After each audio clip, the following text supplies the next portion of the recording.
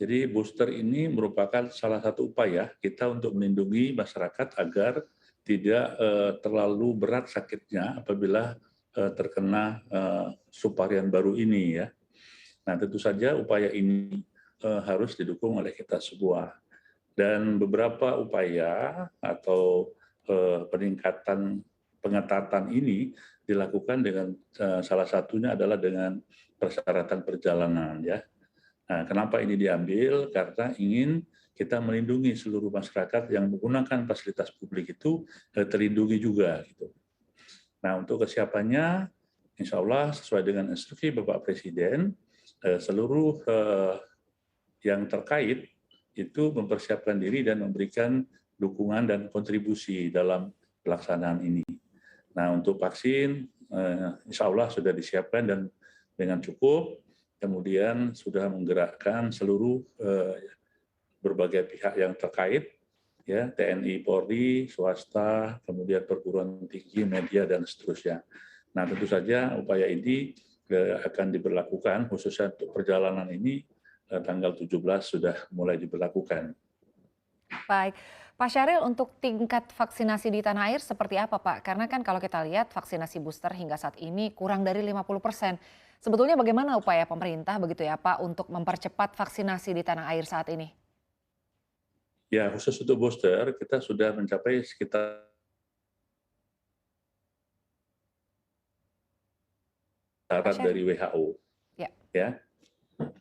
Nah, tentu saja kekurangan ini 25% di bulan Juli dan Agustus ini harus kita kejar supaya booster ini menjadi suatu persyaratan sekaligus untuk melindungi kita semua. Dan tentu saja berbagai upaya seperti halnya persyaratan perjalanan, kemudian di tingkat-tingkat fasilitas publik, sekaligus untuk pertemuan yang berskala besar, ya kita lakukan sekali lagi dengan maksud memberikan perlindungan kepada seluruh yang ada di dalam area publik itu. Baik, Pak Syahril untuk stok vaksin di tanah air saat ini seperti apa Pak? Dan juga sebetulnya apa sih Pak yang menjadi kendala begitu ya bagi pemerintah begitu dalam pemberian vaksin saat ini? Ya untuk vaksin jumlahnya cukup Mbak ya, cukup dengan berbagai platform yang ada, kita siapkan cukup. Nah, beberapa kendala yang ada seperti kita ketahui yang beredar di masyarakat yaitu adanya kekurang disiplinan lagi dan keengganan masyarakat untuk dilakukan vaksin karena merasa kita sudah terkendali, kemudian kasus yang menurun pada saat itu ya.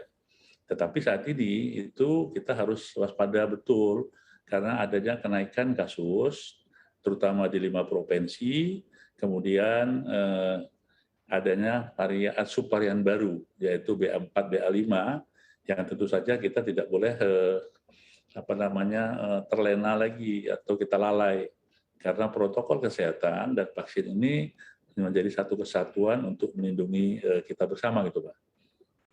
Baik, Pak ini kan kalau kita lihat kasus COVID-19 saat ini kan naik lagi begitu ya Pak dan diperkirakan akan terus meningkat begitu hingga akhir bulan nanti. Sebetulnya strategi pemerintah seperti apa Pak untuk mencegah hal ini terjadi? Betul. Jadi adanya kenaikan di pertengahan Juni yang lalu, tetapi di akhir ini naik turunnya itu kadang-kadang naik, kadang-kadang turun, Pak ya. Jadi tanggal 7 kemarin sampai 2.800, tetapi untuk saat ini turun sampai ke 2.400 lagi. Yang kedua, kita juga harus melihat ada variabel yang lain atau faktor indikator yang lain untuk dilihat kenaikan kasus ini, yaitu angka yang dirawat di rumah sakit atau hospitalisasi, yang kedua positivity rate, yang ketiga adalah angka kematian.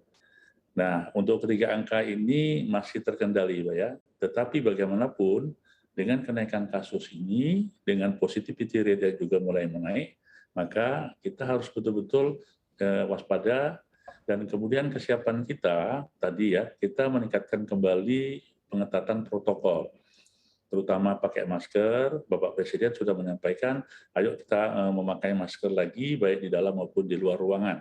Itu dalam rangka untuk mengantisipasi naiknya kasus ini.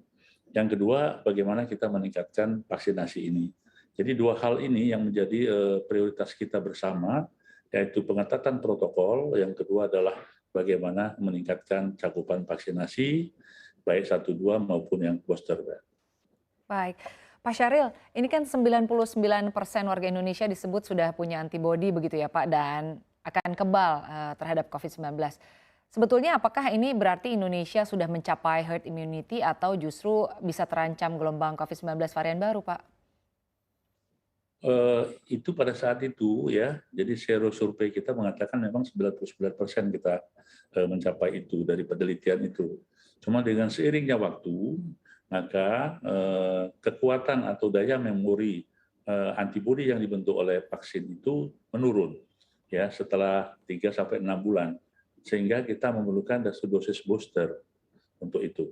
Nah, tentu saja booster ini akan meningkatkan kembali antibodi agar memori untuk mengenali vaksin baru atau subvarian baru ini dapat lebih bagus, sehingga orang-orang yang terkena dengan subvarian baru itu tidak lebih parah sakitnya.